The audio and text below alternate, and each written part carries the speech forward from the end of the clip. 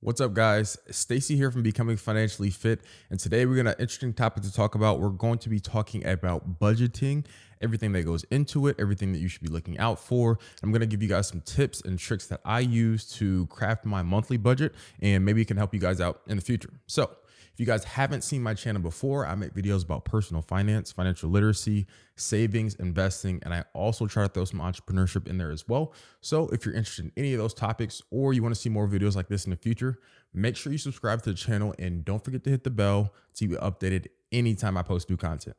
All right, let's get into it.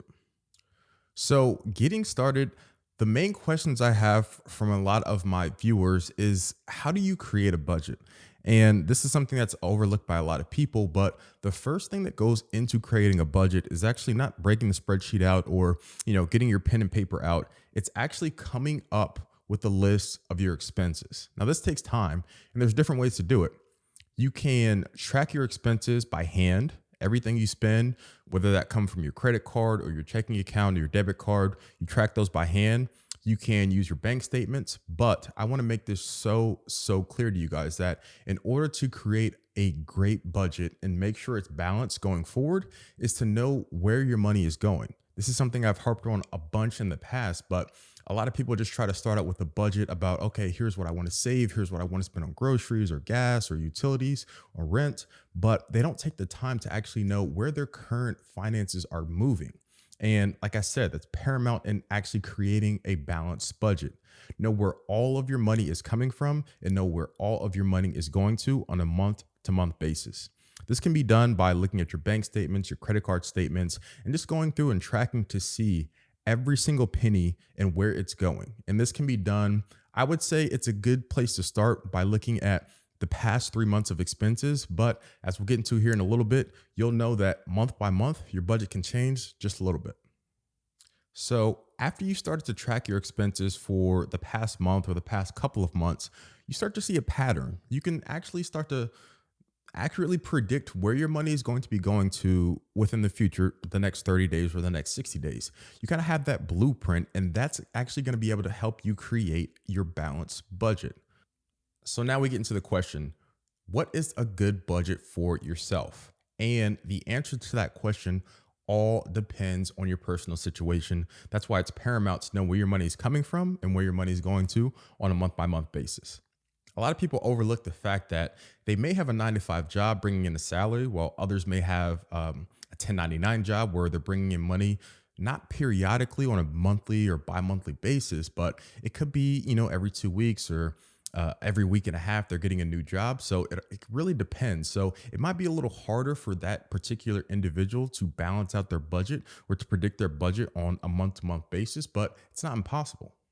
For starters, I'm going to give you guys an example of an individual who is maybe on a salary, knows their expenses, and wants to track out their budget over a month to month period. For example, they're bringing in money, let's say on a biweekly basis. They get paid on the 15th and the last day of the month. That means they know exactly what their income is going to be, and it's going to help them accurately predict where their money should be going to. Now, let's say they have rent, student loans, a car payment, and utilities.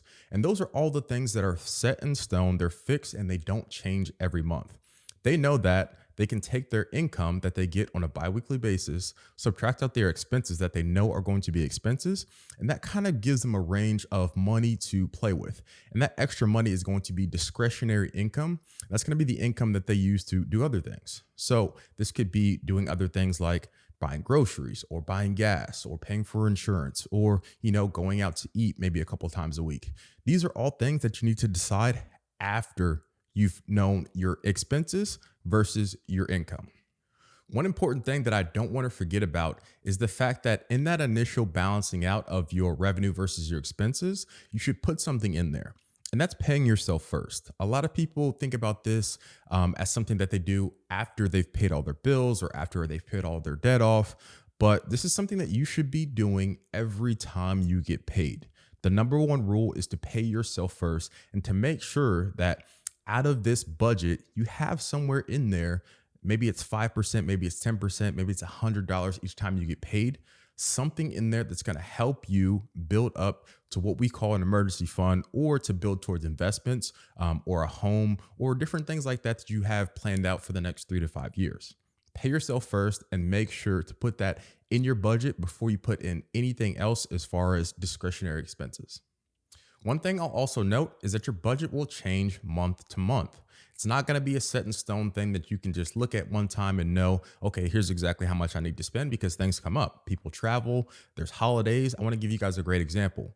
Your budget for the months of November and December, with Thanksgiving and Christmas in there, are going to be a little bit different from your budget, let's say in March, because there's two different holidays where you might be going home, you might be traveling, you might be having guests over, you might be going out to eat, getting gifts. There's a bunch of things that go into those particular months that you may need to tweak your budget a little bit for those particular months. Going into, let's say, the next year, you might have some goals that you want to set. So that might be a little different as well. You might want to increase that savings out of every time you get paid, or you might want to, decrease some of those expenses that you have.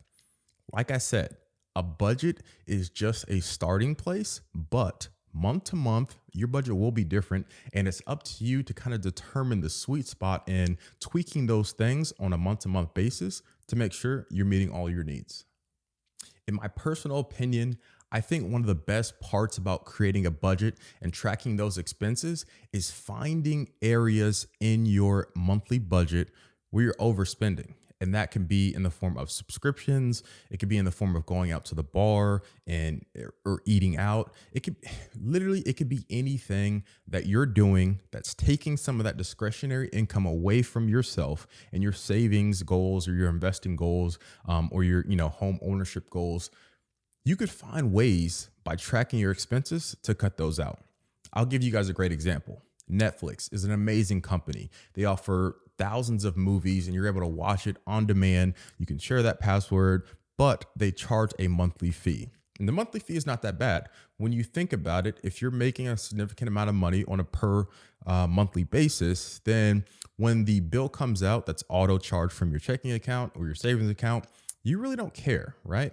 But I will say that adds up. So there are a bunch of things like that in the subscription-based services industry that charge your account not only on the first of the month, but maybe on the 7th or the 13th or the 23rd. And you really don't notice it, but when you're tracking your expenses and building out your budget, add all of those things up. And you'll see that in the aggregate, they might be more than crushing your budget, but singly you might not notice. So if you have a subscription to, let's say, Netflix and Hulu and Disney Plus, and you have a gym membership that you're not using, and there's all these other things that add up, but if you're not looking at your expenses on a month-to-month basis, you'll never really get to see the full picture. So I will say, make sure you're looking at these expenses and finding ways where you can cut out unnecessary expenses and maybe just consolidate down into one streaming service, or, get a gym membership that you'll actually benefit from, that you're not paying, a couple $100s for each month. But I will say, find places where you can cut your expenses. And on top of that, the next step would be finding areas that you might be able to increase your income. So now let's talk about debt. A lot of Americans have debt in some way or form or fashion, whether that be a car loan, student loans, a mortgage payment, credit cards. Just about every American has some form of debt. Some of those categories can be good debt. If you're investing in a home or a rental property, that will technically be considered good debt, versus if you have credit card debt, that might be considered bad debt. Or if you have just a personal loan or something like that, that might be considered bad debt. You should try to group all of your debt into different categories: good debt versus bad debt. Student loans, they might be good debt because at the end of the day, once you finish that degree program, you're going to be able to increase your income. Versus credit cards, that's just taking away from your discretionary income, and it's not allowing you to build wealth as you would want to. So when you're thinking about building your budget, make sure you put in there debt, your minimum payments, and then use either the snowball method or the avalanche method and try to break down some of that debt. So at the end of the day, you're using this budget to not only control your finances and to map out your plan for a month-to-month basis, but you're also looking for ways to increase your income, cut your expenses, and demolish that debt that you have. The last thing I want to mention about building a budget is your emergency fund. No budget will be perfectly balanced without either setting a plan together to build that emergency fund or crafting it so that if you do have unexpected expenses that come up, you have an emergency fund that's not going to break your budget. An emergency fund is used for emergency expenses. And the only way you can actually tack this up and know exactly what you'll need on a month by month basis is to know your budget. So if you know that every month, let's say you spend $1,000 a month on meeting minimum required payments, whether that be rent, your phone bill, your utilities, your insurance, things like that, your car payment. If that adds up to $1,000 a month, you know that you need 3 to 6 months set aside in your emergency fund to meet those needs. That means you might need to have an emergency fund set aside that has either $3,000 or up to $6,000. So you know that if you were to lose your job or you're not able to make income for at least 6 months, you'll be covered. It's very important because during the pandemic, a lot of people were put in this particular situation, but they didn't have an emergency fund set up. So it crushed their finances and it broke their budget. And the last thing I want to note is to keep it simple. Some people's budgets are pages and pages long in Excel, while other people's are just a quick notebook or maybe a couple of different tabs in their notes app on their phone that allows them to track their expenses, to track their income, know where their money is going, know where their money is coming from, and to live a better life. The goal with budgeting is to be in charge of your finances, and without a plan set in place, how difficult or how simple that may be, just know that you're never going to get on the path to building wealth and achieving financial freedom. So, hope you guys got some value out of this. And I want to ask you guys a question for all of the people who stayed to watch to the end. Do you guys have a budget in place? If so, let me know how simple it is or how difficult it is. And if it's helping you build things like investments or rental properties or, just saving for goals or an emergency fund. So, if you got some value out of this, make sure you guys give this video a like and don't forget to subscribe to the channel to see videos like this in the future, and also drop a comment below and give me some ideas on videos you guys would like to see in the future. But I'll see you soon on the next video.